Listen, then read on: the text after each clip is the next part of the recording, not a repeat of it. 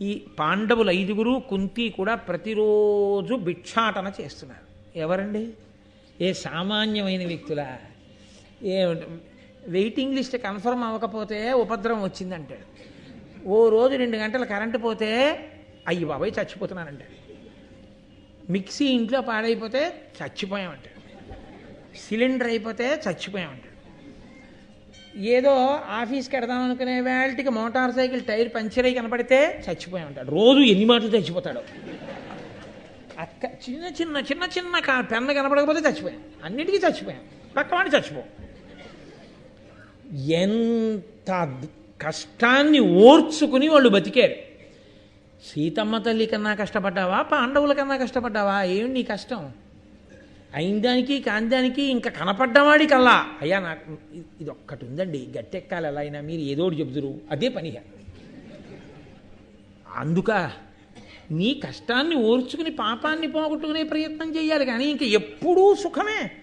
దాని అసాధ్యం కూడా, దానికి అంతమేమైనా ఉంటుందా లోకంలో? ఒబామా పిలిచి అమెరికా అధ్యక్ష పదవి రాసి ఇచ్చేసినా ఆయన కోటి ఇవ్వలేదని ఏడుస్తాడు. అంతే ఉంటుందండి దానికి.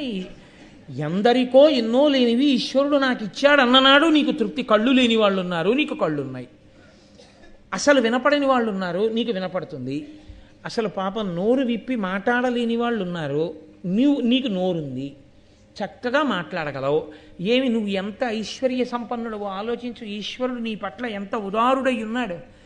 నీకు మధురమైన శబ్దములన్నీ వినపడతాయి. ఓ వీణ కచేరీకి ఎడతావు, చక్కగా నాట్యం చూస్తావు, నీ పక్క వాళ్ళతో భావాలు పంచుకుంటావు, నీకు బాధ కలిగితే చెప్తావు. అంతవరకు ఎందుకండి? ఒంట్లో బాగులేకపోతే ఓ డాక్టర్ గారి దగ్గరికి వెళ్ళి మన ఒంట్లో ఎందుకు బాగులేదో ఏది బాగులేదో మనం చెప్తాం. ఒక మూగివాడి పరిస్థితి, మూగి చెవుడు కూడా ఉంటాయి, 2 అక్క చెల్లెళ్ళలా కొంతమందికి. వాళ్ళ పరిస్థితి అవతల వారు చెప్పింది వినపడదు, ఈయన చెప్పలేడు. ఎంత కష్టం. నేను సామర్లకోట వెళ్ళే రోజుల్లో, సామర్లకోటలో ఉద్యోగం చేసే రోజుల్లో సామర్లకోట ఎడుతుంటే నాతో పాటు కొంతమంది మూగి చెవుడు ఉన్న పిల్లలు ఎక్కేవారు. అక్కడ ఎందుకు మరి చదువుకోవడానికి వెళ్ళేవారో ఏమో నాకు తెలీదు. వాళ్ళు సామర్లకోటకి టికెట్ ఇవ్వండి అని అడగాలి. వాళ్ళకి ఎలా చెప్తారు? సామర్లకోటకి టికెట్ ఇవ్వండి అని చెప్పలేక కండక్టర్ వచ్చి ఎక్కడికి అంటే అనేవారు వాళ్ళు. అంటే కాకినాడకి రైళ్ళు రావుగా, అంటే ఎక్కువ రైళ్ళు రావుగా. సామర్లకోట అంటే రైల్వే స్టేషన్ ఉంది, అందుకని సామర్లకోట అనేవాడు. ఆ పెదవుల కదలికని బట్టి అనేవాడు.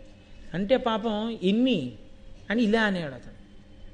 ఎవరెవరు అని చూపించేవాడు.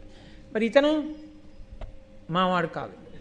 అది దేన్ని బట్టో తెలుసా అండి? వినపడి కాదు, పెదవుల కదలికని బట్టి చూస్తూ తను జవాబు చెప్పేవాడు.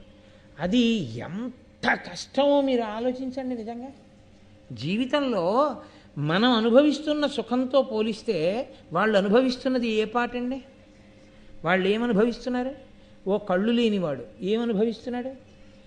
వాళ్ళతో పోలిస్తే ఈశ్వరుడు మనకెంత అభ్యున్నతినిచ్చాడు. నీకు కళ్ళిచ్చాడు, చెవులిచ్చాడు, నోరిచ్చాడు, ఓ మంచి ఉద్యోగం ఇచ్చాడు, ఆ ఉద్యోగం చెయ్యడానికి కావలసిన శక్తినిచ్చాడు, నెలకి చక్కగా బెళ్ళకుడు వల్లే ఓ 25,000 30,000 జీతం ఇస్తున్నాడు, శుభ్రంగా తిన్నది జీర్ణమయ్యేట్టు చేస్తున్నాడు.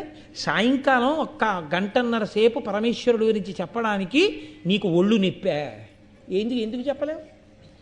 ఈశ్వరుడు కూడా నీ కృతజ్ఞత చూసి ఏదో ఒకటి ఉపసంహారం చేస్తే, ఈశ్వరుడు ఏమిచ్చాడు అన్నది ఆలోచించిన నాడు ఎంతో తృప్తిగా ఉంటావు. ఈశ్వరుడు నాకు ఇంకా ఏదో ఇవ్వలేదని ఏడిచిన నాడు నీ ఏడుపుకు అంతు లేదు. ఎవడు ఎన్ని తెచ్చిచ్చినా నీకు తృప్తి లేదు. తృప్తి అన్నది మానసిక భావన. ఉన్నవాడు ఇంతకన్నా ఏం ఉండాలండి, నాకేం లేదంటాడు. అన్నీ ఉన్నా నాకు ఇంకా లేదండి అని ఏడిచేవాడు లేదని ఏడుస్తూనే ఉంటాడు. అది ఆ భావన చేత ఆ తృప్తిని పొంది ఈశ్వరా నువ్వు నాకు ఏమి ఇవ్వలేదయ్యా అన్నారనుకోండి, ఆయన ఎంతో సంతోషిస్తాడు. అసలు ఎప్పుడూ నాకు ఇంకా ఇది లేదుగా అంటున్నారనుకోండి, వాడు వస్తున్నాడంటే భయపడిపోతాడు. ఇప్పుడు నాన్నగారు ఉన్నారు, కన్నారు, పెంచారు, పెద్ద చేశారు, చదువు చెప్పించారు, ఏదో 2 రోజులు అలా పెడదాం కదా అని కొడుకింటికి వెళ్ళారు. ఇంకా కాళ్ళు పడుతూ నాన్నగారండి వీలునామా ఎప్పుడు రాస్తారండి, వీలునామా ఎప్పుడు. వాడికి ఎలా ఉంటుంది ఆ తండ్రికి? ఇచ్చాడుగా, ఇస్తున్నాడుగా, ఇస్తాడుగా, అది కూడాను. కాళ్ళు పట్టి వీలునామాయా? పూజ చేసినప్పుడల్లా దిక్కుమాలిన కోరికే.